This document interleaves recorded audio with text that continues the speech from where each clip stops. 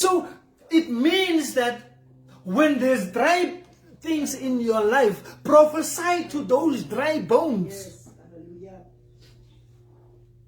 Prophesy to that dry bones. You know, dry bones sometimes in our lives might not be the dry bones that we're going through, but it's the situations that our lives has been given to us. Dry bones to me might not be the same dry bones to you. Yes.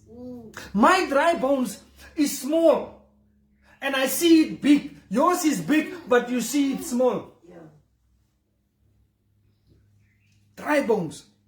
What is the dry bones that is in your life? Prophesy to those dry bones. Now, one of the things that I love about prophecy as well is that it matters because it confirms God's promise in your life.